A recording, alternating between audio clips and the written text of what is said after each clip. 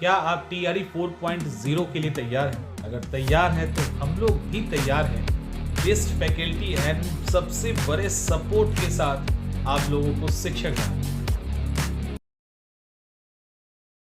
BPSC TRE 3.0 के counselling के समय एक बहुत बड़ा सामने आया, जिस पर बीपीएससी पर सवाल उठना भी लाजमी है।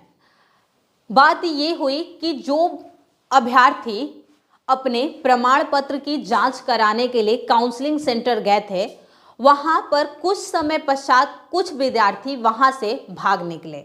आखिर ऐसा क्यों हुआ? ऐसा कहा जा रहा है, सूत्रों के हवाले ये हमें जानकारी मिली है कि बहुत ऐसे अभ्यर्थी थे जिनके पास सही प्रमाण पत्र नहीं था। कुछ ऐसे भी अभ्यर्थी थे जिन्होंने सीटेट क्वालिफाइंग नहीं किया था और वो एग्जाम में अपीयर हुए थे। तो बीपीएससी पर भी सवाल उठना लाजमी है कि कैसे ऐसे बच्चों का भी रिजल्ट आया जिनके पास सही प्रमाण पत्र थे ही नहीं।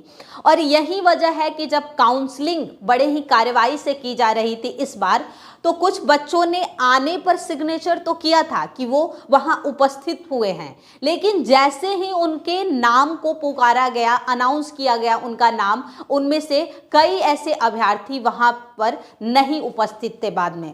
तो इसी को लेकर पूरा एक सवाल उठा बीपीएससी पर भी कि ऐसा कैसे हो गया कि आपने रिजल्ट दिया और जब प्रमाण पत्र के जांच की बात आई तो अभ्यर्थी गायब है। अब सोचने वाली बात है कि किसी का रिजल्ट हो चुका है, इंसान अपनी एक नौकरी के लिए यहां तरस रहा है।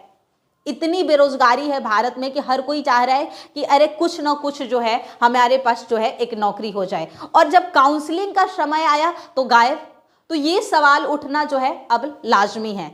तो जिनकी काउंसलिंग है वो लोग जाएं और अपनी जांच करवाएं, लेकिन कभी याद रखिएगा गलत काम का परिणाम हमेशा गलत ही होता है।